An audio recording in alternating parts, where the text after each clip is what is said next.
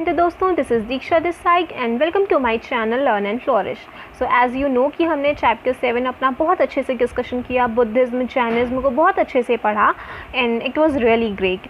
सो आज हम उनके कुछ क्वेश्चन प्रैक्टिस करेंगे so that we can know कि हाँ हमने कितना अच्छे से पढ़ा। ओके फाइन, चलिए शुरू करते हैं। पहला क्वेश्चन है हमारा, read the sentences regarding Buddha and select the wrong option. हमें कुछ सेंटेंसेस दिए गए हैं A, B, C and D, आप देख रहे होंगे स्क्रीन पे। तो उनमें से हमें एक रॉन्ग सेंटेंस जो है कि एक रॉन्ग ऑप्शन सेलेक्ट करना है जो कि बुद्धा के रिगार्डिंग जो है कि गलत है। देखिए क्वेश्चन ऐसे ही आएंगे एग्ज़ाम में। मैंने क्वेश्चन उसी फॉर्म में ही जो है कि मतलब उसी तरीके से ही फॉर्म करने की कोशिश की है जैसे कि जनरली हमारे एग्ज़ाम्स में सीटेट वगैरह में पूछे जाएंगे। Okay, so if you are preparing for any competitive exam these questions are very useful. कहीं बाहर से तो नहीं है, चैप्टर के अंदर से ही हैं। तो अगर आप ये क्वेश्चन प्रैक्टिस करते हैं ना तो आप एक ही बार में पूरा चैप्टर रिवाइज कर लोगे।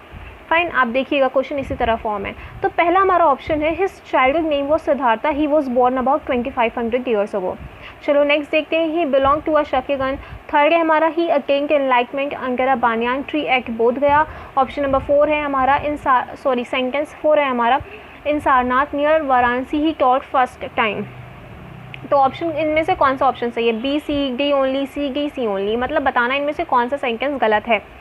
तो पहला सेंटेंस कह रहा है कि उनका बचपन का नाम सिद्धार्था था, वेरी कॉमन, हमको सबको पता है। और वो 2500 ईयर्स अगो वो जो है कि मतलब उनका जन्म हुआ था। तो दिस इज़ ऑल्सो ट्रू।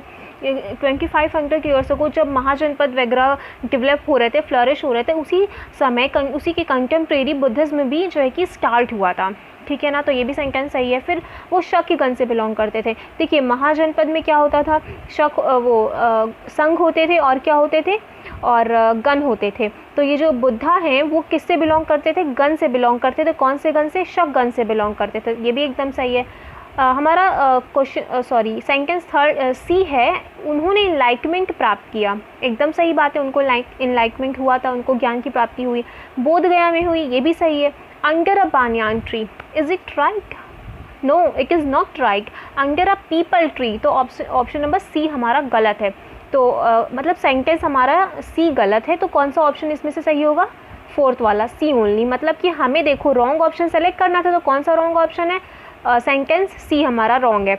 तो हमारा जो है कि C ओनली सही होगा क्योंकि C हमारा गलत है। देखिए अब जैसे मैंने एक हल्का सा एकदम चीज़ हटा दी, बानियान ट्री लिख दिया पीपल ट्री की जगह। तो क्वेश्चंस जब मैंने जब क्वेश्चंस देखे सीटेट के, तो मुझे ऐसे ही क्वेश्चंस लगे कि हाँ उसमें ज़रा सी मिस्टेक्स कर दी या फिर पूछा है कौन सा गलत है। ठीक है, तो ये क्वेश्चंस कहीं से टिपे नहीं है, छापे नहीं है, ओरिजिनल एकदम ओरिजिनल है, मेरे खुद के बुक से मैंने निकाले हैं। ठीक है ना, तो मैंने आप गुस्सा रहे होंगे कि ये पीपल ट्री होना चाहिए था, इतनी सी मिस्टेक कौन लिख देता है, बानियान ट्री हम तो पहचान ही नहीं पाएंगे। तो पेपर में एक्चुअली ऐसे ही क्वेश्चंस फॉर्म होते हैं, दिस इज़ वाई मैंने भी ऐसे ही फॉर्म किए हैं। ठीक है ना, ऑल्दो कहीं से टिपा नहीं है, ना ही ये प्रीवियस ईयर का मे भी आया हो, तो I don't know, I really don't know, original question है ये। चलो क्वेश्चन नंबर 2 देखते हैं। read the sentences regarding Upanishads and select the correct answer. ठीक है, फिर हमें जो है कि कुछ सेंटेंसेस दिए गए हैं जो पढ़ना है। किसके बारे में सेंटेंसेस? उपनिषद के बारे में। उसमें से हमें करेक्ट आंसर सेलेक्ट करना है इस बार। फाइन, देखिए Upanishads means approaching and sitting near. ठीक है, अगला है हमारा, the text of Upanishads contain conversations between teachers and students. ठीक है, फिर सी सेंटेंस है, many of the ideas of the Upanishads were later developed by the famous thinker Ramakrishnan. फिर हमारा डी है sentence, most Upanishad thinkers were men specially Brahmins and rajas. Okay, तो चलिए मुझे जल्दी से बताइए कि इनमें से कौन सा ऑप्शन सही है। करेक्ट ऑप्शन हमें सेलेक्ट करना है ना।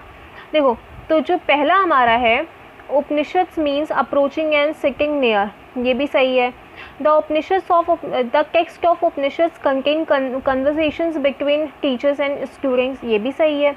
जो उपनिषद्स क्या होता था, उपनिषद में जो टेक्स्ट लिखे हुए हैं वो मेनली डायलॉग फॉर्म में है, कन्वर्सेशंस हैं किनके बीच की? स्टूडेंट्स एंड टीचर्स के बीच की।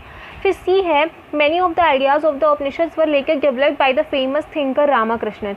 रामकृष्णन ने डेवलप किया था, गलत, शंकराचार्य ने डेवलप किया था, if I am not wrong. ठीक है, तो हमारा सी ऑप्शन गलत है। फिर हमारा डी वाला भी देख लेते हैं, क्या है? Most Upanishad thinkers were men specially Brahmins and rajas. ये भी सही है कि मोस्टली जो उपनिषद थिंकर्स होते थे, उपनिषद को जो पढ़ते थे, उन पे जो डिबेट्स करते थे, वो कौन होते थे?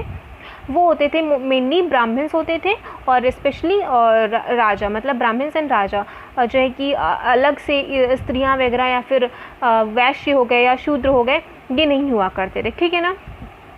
चलो, तो इसमें से हमको ये बताना है कि इनमें से कौन सा ऑप्शन सही है। एक्चुअली मैंने इसमें गलत लिख दिया, यहाँ पे होना चाहिए रॉन्ग। यहाँ पे थोड़ा सा सही करो, यहाँ पे रॉन्ग आंसर हमको सेलेक्ट करना है। ठीक है, तो इसमें से रॉन्ग ऑप्शन कौन सा होगा? सी वाला, क्योंकि शंकराचार्य ने डेवलप किए हैं, रामाकृष्णन ने नहीं। तो इसमें से कौन सा ऑप्शन सही है? 4, ऑप्शन नंबर 3 सही है। ऑप्शन नंबर 3 सी ओनली, सी गलत है, ये यहाँ पे रॉन्ग होगा। ठीक है, select the wrong answer. Fine, तो सॉरी फॉर द मिस्टेक। हाँ, कभी कभी हो जाता है। चलिए अपना अलग पढ़ते हैं नेक्स्ट। तो क्वेश्चन नंबर 3 है हमारा, read the sentences regarding Jainism. अब कुछ सेंटेंसेस दिए गए हैं जैनिज्म से रिलेटेड। अब उनमें हमें जो है कि उन सेंटेंसेस को पढ़ना है और रॉन्ग ऑप्शन सेलेक्ट करना है। होपफुली इसमें रॉन्ग ही हो, मैंने कोई गलती ना की हो।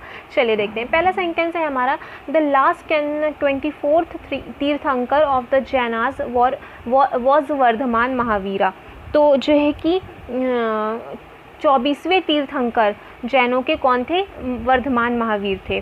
तो ये सही है कि नहीं? हाँ, ये सही है।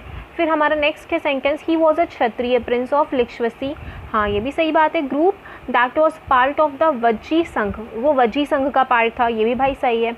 फिर सी है, at the age of 32 he left home and went to live in a forest. मतलब 32 एज के थे जब ही घर वर छोड़ दिया और जंगल में रहने चले गए। सही है कि नहीं सही है? नहीं सही है, क्योंकि वो कौन सी एज के थे? आई गेस वो एट द एज ऑफ 30 उन्होंने अपना घर छोड़ा। ठीक है, इसके बाद ही taught a simple doctrine, man and women who wished to know the truth must leave their homes. उन्होंने कहा था सिंपली जो सत्य की खोज करना चाहते हैं उनको अपना घर ज़रूर छोड़ना चाहिए। They must leave their home, तभी they can find the truth. तो हमारा ऑप्शन नंबर, जो सेंटेंस हमारा सी है, वो गलत है। सो दिस इज़ वाई हमारा कौन सा ऑप्शन सही होगा? ऑप्शन नंबर 3, जिसमें है सी ओनली, क्योंकि हमें रॉन्ग ऑप्शन सेलेक्ट करना था। So wrong option is the C. So option number 3 is the right answer, जिसमें सी ओनली लिखा है। फाइन, चलिए क्वेश्चन नंबर 4 देखते हैं। क्वेश्चन नंबर 4 कह रहा है, Jainism was supported mainly by.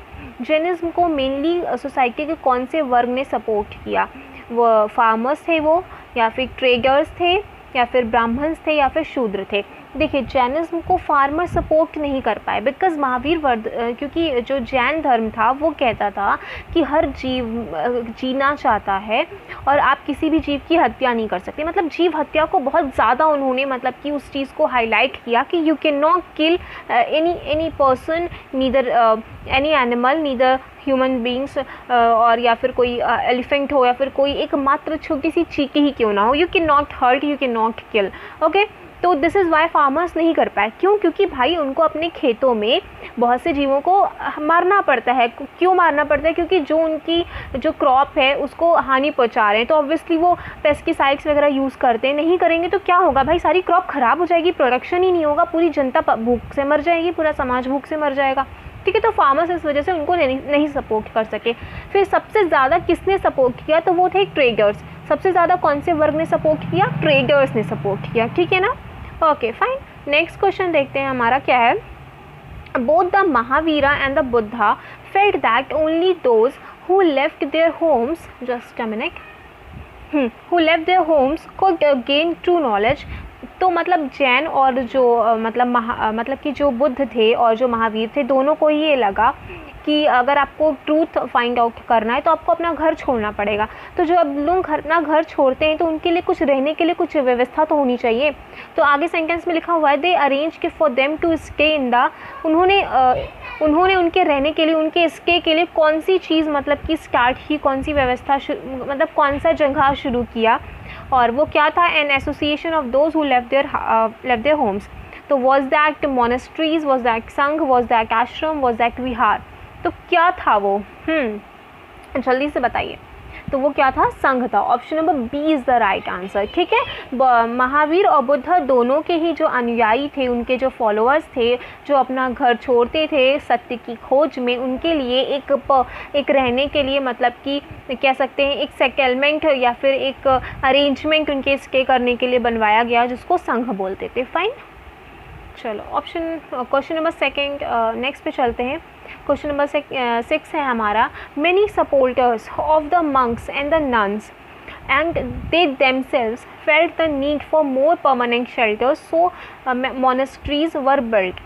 These were known as, मतलब कि जो मंक्स होते थे, जो नन्स होती थी, उनको लगा, और उनके जो मतलब कि उनके जो कह सकते हैं सपोर्टर्स थे, उनको लगा कि भाई इधर उधर ये लोग बहुत मतलब कि भटकते रहते हैं, जाते रहते हैं, और जो है कि स्पेशली रेनी सीज़न में वो नहीं जा पाते, तो उनको जो है कि रेनी सीज़न में तो स्पेशली एक शेल्टर चाहिए ही होता है। तो उसके लिए उन्होंने एक परमानेंट शेल्टर की व्यवस्था की। किसकी व्यवस्था की? परमानेंट शेल्टर की व्यवस्था की। ये वर्ड एकदम याद रखना है, किसकी व्यवस्था हुई? परमानेंट शेल्टर की व्यवस्था हुई। ठीक है ना, तो परमानेंट शेल्टर की व्यवस्था के लिए मोनेस्ट्रीज बनवाई गई, बिल्ड की गई। तो उन्हें किस नाम से जानते थे? संघ, विहार, आश्रम्स या केव्स? क्या था, जल्दी बताइए। तो इट वॉज विहार। क्या बोलते थे उसको? विहार बोलते थे। फाइन, चलिए क्वेश्चन नंबर 7 देखते हैं। क्वेश्चन नंबर 7 क्या कह रहा है? Read the sentences regarding system of ashramas. हमने जो चैप्टर में पढ़ा था आश्रम होते थे, तो उन आश्रम से रिलेटेड कुछ सेंटेंसेस दिए गए जिनको हमें पढ़ना है। आगे क्या करना है ये अभी नहीं बताया गया। चलो देखते हैं। The word ashram was use to refer a stage of life, मतलब कि जो आश्रम का शब्द, आश्रम उसको नहीं कह रहे हैं कि हाँ ये आश्रम है, यहाँ लोग रहते हैं, नहीं, ये आश्रम नहीं है। आश्रम को जो है कि लाइफ के स्टेजेस को रेफ़र कर रहा है। मतलब कि क्या होता था कि 100 वर्ष की माना कि ह्यूमन की औसतन आयु होती है, उस 100 वर्ष को 25-25 वर्षों के स्टेज में डिवाइड किया। कितने स्टेज में? 4 स्टेज में किया। ठीक है ना, 4 स्टेज में किया। तो 25 गुणे 100 क्या हो गया? 25 गुणे 4 क्या हो गया? 100। यानी कि 100 वर्ष की औसतन आयु है और एक स्टेज में 25 साल है, और टोटल कितने स्टेज हैं? 4। इसी को क्या कहते थे? आश्रम व्यवस्था कहते थे। फाइन, चलो तो ऑप्शन ए तो हमने बता ही दिया कि सही है। चलो सेंटेंस ए, सेंटेंस बी पढ़ते हैं। Generally women weren't allowed to study the Vedas and they had to follow the ashrams chosen by their parents। चलो ठीक है, ऑप्शन नंबर सी देखते हैं। 4 ashramas were recognised. Sentence D देखते हैं। Men were expected to lead simple lifes and study the Vedas during the early years of the life. देखो जैसे मैंने पहले सेंटेंस ए में बताया कि आश्रम क्या रिफ़र कर रहा है, ये शब्द ये रिफ़र कर रहा है स्टेजेस ऑफ लाइफ को। ठीक है, आश्रम कितने होते थे? 4 आश्रम, 4 आश्रम होते थे। ठीक है, तो उन 4 आश्रम में अलग अलग एक्टिविटीज़ बताई जाती थी, वेद पढ़ना, ये करना, वो करना। तो देखो ये ऑप्शन सेंटेंस सी तो सही हो गया, मैंने बता ही दिया कि हाँ कितने आश्रम होते थे? 4 आश्रम होते थे। तो सेंटेंस सी भी सही है, हमारा सेंटेंस ए सही है। अब सेंटेंस बी पे आते हैं। कह रहे हैं कि जैसे मैंने बताया कि हर स्टेज की अलग अलग व्यवस्था होती थी, अलग अलग रूल्स होते थे। तो उसमें से एक स्टेज में होता था कि वेद पढ़ना है, तो women were not allowed to study the Vedas। that was actually very wrong, but it was truth, it is truth कि women allow नहीं था women को वो वेद को पढ़े। इसके साथ साथ उनको ये भी नहीं अलाउ था कि वो खुद अपना आश्रम सेलेक्ट करें कि उनको कौन से आश्रम में रहना है। That was chosen by their parents, ये गलत है। That was chosen by their husbands. ठीक है ना, तो ऑप्शन नंबर बी गलत हो गया। That was actually wrong. Okay, but what can we do? Option number sentence actually Vedas वगैरह में ये सब कुछ नहीं लिखा गया कि हाँ कोई कि ये पढ़ सकते हैं, वो पढ़ सकते हैं, ये नहीं पढ़ सकते, ऐसा कुछ भी नहीं लिखा है। ठीक है ना, तो चीज़ें हम तक आने में क्या हो गई? पॉल्यूट हो गई हैं। हाँ, जैसे पानी जो है कि स्वच्छ नदियों से पानी आते आते हम तक पॉल्यूट हो जाता है, उसी तरह वेदों से बातें, उपनिषदों से बातें आते आते हम तक पॉल्यूट हो गई। दिस इज़ वाई हमें किसी मिडिल पर्सन की बात नहीं सुननी चाहिए। Directly go through with the Vedas and directly go through with the Upanishads, then you can really understand कि उनमें क्या लिखा है। As well as directly go through with Quran, directly go through with the जो क्रिश्चियन की बुक्स होती हैं उनको, बाइबल्स। फाइन, चलो कि बातें हम तक आते आते पॉल्यूट ना हो जाएं। हाँ, उसमें जो राइट लिखा है वही हमको समझ आए, वही हमको जो है कि हमारे तक आए। फाइन, तो ऑप्शन सॉरी ये सेंटेंस को मैं ऑप्शन बोल देती हूँ। Again, sentence D is men were expected to lead simple lives and study the Vedas during the early years of their life. Early years मतलब early 25 years, जो कि हमारा स्टेज होता था लाइफ का, जिसको ब्रह्मचर्य बोलते थे, उसमें मेन को क्या था, मेन को क्या ऑर्डर्स थे कि आप सिंपली एकदम रहेंगे, सिंपल लाइफ जिएंगे और आप वेदों की स्टडी करेंगे. तो दैट इज़ ऑल्सो राइट. तो अब हमें हमारे लिए जो है कि क्या आदेश है, आदेश ये है सेलेक्ट द रॉन्ग ऑप्शन. इनमें से हमको रॉन्ग बताना है. तो रॉन्ग हमने कौन सा सेलेक्ट किया था, सेंटेंस नंबर बी हमारा गलत है, रॉन्ग है. ठीक है, तो इसमें से कौन सा ऑप्शन होगा, देखो ए बी सी नहीं, ए बी सी नहीं, क्योंकि ए और सी तो सही है ना, ओनली सी, सी तो वैसे ही सही है, only B, yes only B is the wrong option. समझ आ गई? अच्छी बात है. चलते हैं नेक्स्ट क्वेश्चन पे. क्वेश्चन नंबर 1 है हमारा. ये क्वेश्चन ऐसे फॉर्म किए ना मैंने, केवल आप ये क्वेश्चंस पढ़ लेंगे ना, पूरा चैप्टर आपका अच्छे से रिवाइज हो जाएगा. चलिए क्वेश्चन नंबर 1 पढ़ते हैं हम. क्वेश्चन नंबर 1 है हमारा, read the sentences regarding Zoroaster and select the wrong answer. तो सेंटेंस ये है हमारा, Zoroaster was an Iranian prophet. Zoroaster Iranian prophet हुआ करते थे, ऑब्वियसली हुआ करते थे, सही है. फिर सेंटेंस भी हमारा, his teachings are contained in a book called the Avesta. उनकी जो टीचिंग्स थी वो एक बुक में है जिसका नाम है एवेस्टा, ज़ेंग एवेस्टा कंप्लीट नाम है. हाँ सही बात है. सी है, the language of the Avesta and the practice described in it very similar to those of the Vedas. मतलब जो ज़ेंग एवेस्टा जो किताब है, जो टीचिंग्स हैं जोरास्टर की, उसमें जो चीज़ें बातें लिखी गई हैं वो वेरी सिमिलर टू वेदास हैं. Obviously very similar to Vedas हमने पढ़ा था, that is mentioned in the NCERT. Sentence number D है, सेंटेंस नंबर डी नहीं सॉरी, सेंटेंस डी है, फॉर मोर देन 1000 ईयर्स, 1000 साल से भी ज़्यादा जो जोरास्ट्रियनिज्म है वो जो है कि मेजर रिलीजन हुआ करता था ईरान का. ठीक है, उसके बाद जो है कि क्रिश्चियंस आ गए, उसके बाद मुस्लिम्स आ गए. तो इन इन्वेडर्स की वजह से ये जो रिलीजन है वो एकदम मतलब कि काफ़ी हद तक ख़त्म हो गया. और वहाँ से जो ये जो इस धर्म को मानने वाले थे उन्होंने जो है कि माइग्रेट कर गए और वो जो है कि इंडिया के कोस्टल टाउन्स में आकर के बसे, that was Gujarat and Maharashtra. और अभी जो पारसीज होते हैं ना, ये पारसी उन्हीं के क्या हैं, वंशज हैं कैसे, या फिर ऐसे कह सकते हैं ये जो जोरास्ट्रियंस हैं ये पारसियों के पूर्वज हैं, और ऐसे भी कह सकते हैं कि ये जो पारसीज हैं जोरास्ट्रियंस के वंशज हैं. ठीक है ना. तो ऑप्शन नंबर डी भी हमारा सही है. फिर हमारे लिए पूछा क्या था कि रॉन्ग आंसर इसमें से बताओ. तो भैया इसमें तो सारे ही सही हैं. तो ऑप्शन कौन सा सही होगा हमारा, नन ऑफ द अबव. इसमें से कोई गलत नहीं है, सारे के सारे सही है. क्वेश्चन ऐसे भी आ सकता है. ठीक है, कंफ्यूज करने के लिए वो कुछ भी देंगे, बस दे विल ट्राई कि हाँ आपको किसी तरह कंफ्यूज कर दें. चलो क्वेश्चन नंबर 9 देखते हैं. The rules made for the Buddhist संघ. बुद्धिस्ट संघ के लिए, जो संघ में जो लोग रहते थे, उस संघ में जो बुद्ध को फॉलो करने वाले लोग रहते थे, उनके लिए कुछ रूल्स बनाए गए थे. ठीक है ना. ऑब्वियसली आप किसी एसोसिएशन में रह रहे हो, किसी इंस्टीट्यूशन में रह रहे हो, तो आपके लिए कुछ रूल्स बनाए जाएंगे, रह रहे हो या काम कर रहे हो. तो उसको जो है कि वो written down in a book, वो किसी एक बुक में लिखे गए थे. उसको बुक का नाम क्या है, ज़ेंग एवेस्टा नहीं भाई, ज़ेंग एवेस्टा तो ये जोरास्टर की जो है कि उनकी जो बातें थी उसको लिखी गई है उसमें. फिर ऋग्वेदा नहीं, ऋग्वेदा में ऐसा कुछ नहीं है. उपनिषद में भी नहीं है. विनय पिटका, क्या बोलते हैं उसको, Vinaya Pitaka is the right option. ठीक है, तो क्वेश्चन ऐसे भी पूछा जाता है कि विनय पिटका में क्या लिखा गया. तो विनय पिटका में जो बुद्ध के ऑर्डर्स लिखे गए हैं, बुद्ध के मतलब कि बुद्धिज़्म के रूल्स वगैरह लिखे गए हैं, यू कैन से दैट. संघ के रूल्स वगैरह लिखे गए हैं. Okay, last but not the least, question number 10. Read the sentences regarding vihara. Read the sentences regarding vihara. Vihara से रिलेटेड हमें सेंटेंस कुछ दिए गए, हमको पढ़ना है, उनको बताना है. क्या बताना है, सेलेक्ट द रॉन्ग ऑप्शन, गलत ऑप्शन हमें बताना है. The land on which the vihara was built by a rich merchant or a land owner और द किंग. मतलब जो विहार होते थे, विहार की किसी ज़मीन पर तो बनते थे ना, तो वो जो ज़मीन होती थी रिच मर्चेंट्स वगैरह या फिर राजा वगैरह डोनेट कर देते थे. तो सही बात है, मंक्स एंड नन्स कहाँ से लाएंगे ज़मीनें, है ना, वो पैसे तो कमाते नहीं थे. और फिर उसके बाद हमारा सेंटेंस भी है, लोकल पीपल जो है कि उनको फूड वगैरह देते थे और कपड़े वगैरह, दवाइयाँ वगैरह दे देते थे. किनको, मंक्स एंड नन्स को. इन रिटर्न्स में मंक एंड नन क्या करते थे, उनको जो है कि टीचिंग्स देते थे, उनको पढ़ाते थे. ठीक है ना. उसके बाद सेंटेंस सी है, the earliest Vihar was made of brick. जो सबसे पहले विहार बनाए गए वो ब्रिक, ईंटों के बनाए गए. नो, पहले जो विहार बनाए गए थे वो ईंटों के नहीं बनाए गए थे. ठीक है ना. तो ऑप्शन हमारा सेंटेंस डी है, अ केव इन कारले प्रेजेंट डे महाराष्ट्र जो हमें महाराष्ट्र से एक केव मिली है, कहाँ मिली है, कार्ले, ठीक है ना। तो केव इन कार्ले, कार्ले में केव मिली है जो कि प्रेजेंट डे महाराष्ट्र में लाई करता है, ठीक है ना। उसमें जो है कि मंक्स एंड नन्स रहा करते थे और मेडिटेशंस किया करते थे। हाँ, तो ये भी सही है। तो हमारा ऑप्शन कौन सा गलत है, रुकिए बहुत ज़्यादा मैंने इसमें ड्राइंग कर दी है। तो सेलेक्ट द रॉन्ग ऑप्शन, तो रॉन्ग ऑप्शन कौन सा था, ये वाला सी वाला गलत था, क्योंकि जो अर्लीस्ट विहार होते थे वो ब्रिक के नहीं बने होते थे, ठीक है ना। तो option number C only, C is the wrong option.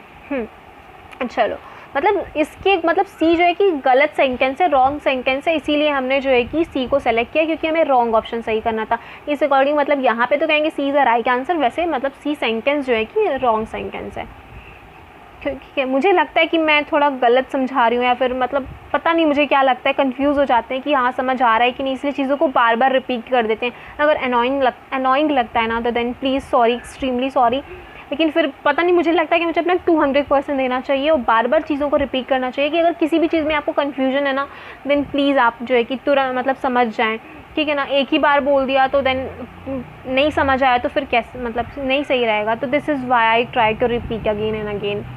Okay, तो ये सारे हमारे हो गए। अब जो है कि बुक में जो है कि एक जो है कि ट्रू फॉल्स था, तो उसको भी देख लेते हैं।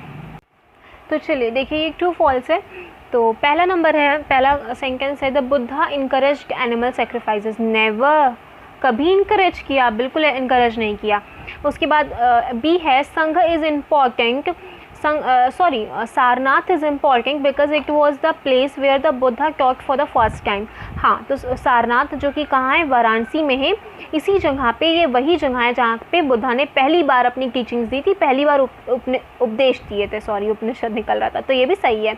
फिर सी सेंटेंस है, the Buddha taught that karma has no effect on our lives. एकदम गलत। बुद्धा ने तो इवन ये कहा था कि जो हमारे कर्म होते हैं वो हमारे जीते जी हमारी लाइफ्स में भी इफेक्ट करते हैं, as well as after death भी इफेक्ट करते हैं, मतलब वो पुनर्जन्म पे यकीन रखा करते थे।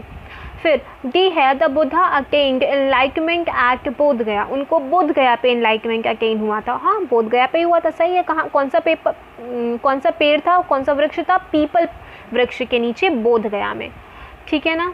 अच्छा, एक मिनट, एक और बचा है।